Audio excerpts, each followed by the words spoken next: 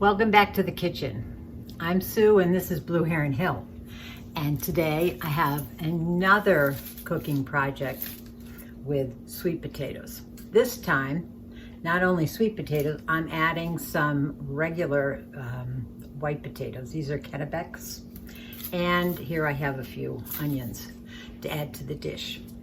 Thanksgiving is coming, so I'm going to be doing a little bit of meal prep for that day, trying to get ahead of things for when company comes and I am not so stressed that I'll be in the kitchen all day and I can enjoy my company.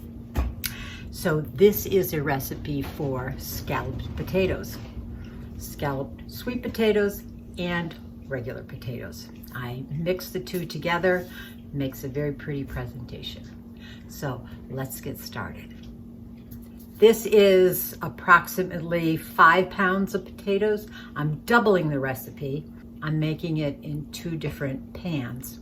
One I'm going to make to show everybody how it looks and how it turns out.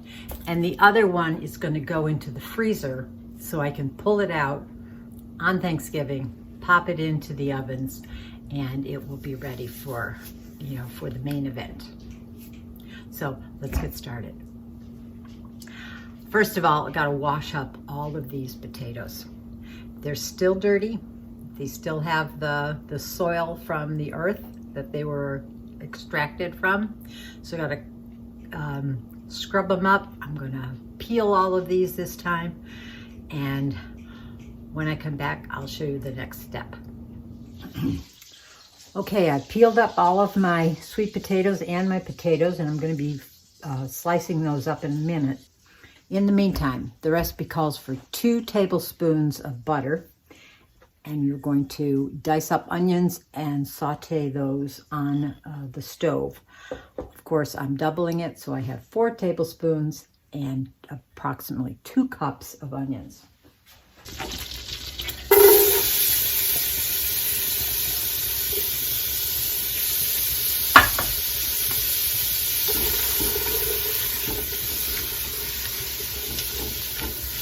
I'm going to saute these up for, approximately 3 to 4 minutes. And that should be just fine.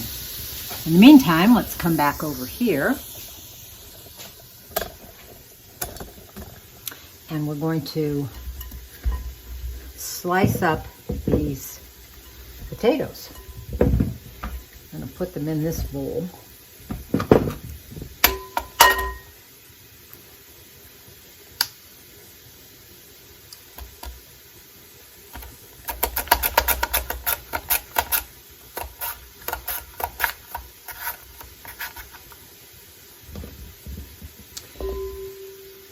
Just want them into discs. Well, that's probably about 1/4 of an inch.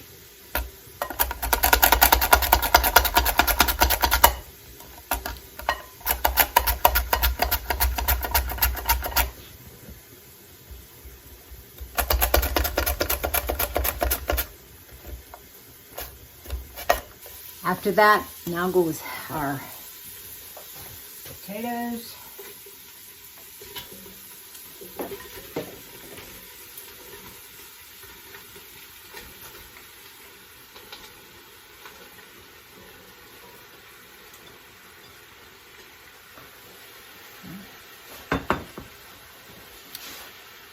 Two cups of chicken broth.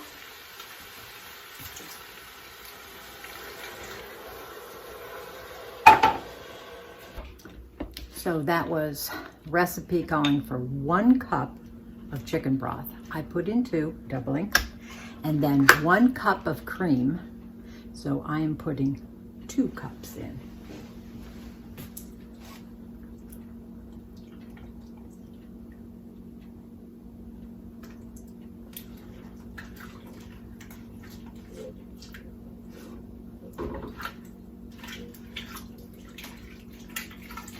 All right, everything's all mixed together. Had a little camera malfunction. So the other ingredients that go into the pot of these potatoes are 2 medium garlic cloves, minced or pressed, approximately 2 teaspoons. 1 tablespoon of thyme, fresh if you can. If not, dried thyme, go down to about 2 teaspoons. 1 1/4 teaspoon of salt, 1/4 teaspoon of black pepper, and 2 bay leaves. I'll let you peek inside the pot, and your liquid should come up to nearly covering all these potatoes. And we're going to bring this up to a simmer, and we're going to simmer it for 10 minutes. I'll be back in about 10 minutes. Now the next part is where you can get a little creative. We're going to add cheese to this. So I'm going to add cheddar, but you can get a little creative, and whatever you have, any kind of a mixture of different kinds of cheese that you particularly like, put it in. All I seem to have in the fridge is cheddar. So that's what I'm going to use. For a standard recipe size, it's 4 ounces. I'm doubling again, so I need 8 ounces of shredded cheese. One thing about this recipe is it comes together rather quickly. Not much cook time on the stove top, and the rest is going to be cooked in the oven. So, and then of course I am going to freeze one and then pull that out on the big day. So let me get cleaned up here a little bit and prepare my baking dishes. 10 minutes is up. They've been simmering here. I give them an occasional stir. When it gets down to about 8 minutes or so, you're going to want to be very gentle with how you stir them, because at this point they're very tender and you don't want to break up those pretty looking discs that we've got going on here. So I'm going to carefully scoop them out, and as I'm scooping them out, I'm going to be looking for those bay leaves that I put in there. I don't think anybody's going to want to bite into a bay leaf. Here's one. But you certainly don't want to leave these out when you're cooking. They impart such a wonderful flavor. Here's another. So I'm going to be dividing this batch up into my 2 baking dishes here. One is I think this is an 8 by 8. And the other is, I think it's an 8-inch round pie plate.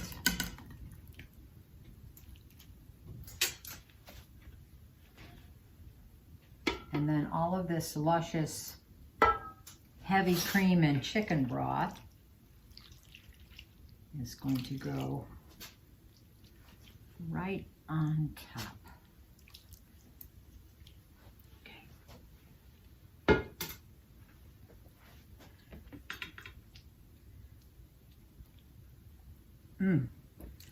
Doesn't that look so pretty? The orange and then the white of the white potatoes.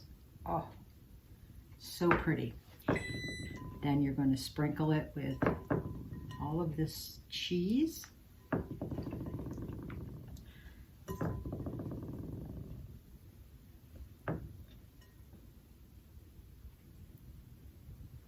Such a simple dish. Not many ingredients, not much in the seasoning department. Of course, you've got your onions and your garlic, the thyme, the bay leaf, salt and pepper. Really no exotic spices at all to deal with. This one here is going to be the one for Thanksgiving. So this one is going to go into the oven right now, as I said, 425, and probably about 15 or 20 minutes. Essentially, the potatoes are nearly all cooked. You just want the cheese to melt and the heavy cream and chicken broth mixture to just kind of ooze all around and mix up with that cheese. So it's going in. Ooh. I'm putting it on a pizza pan or a cookie sheet or something like that in case you have any spillovers. You don't want to have to clean your oven.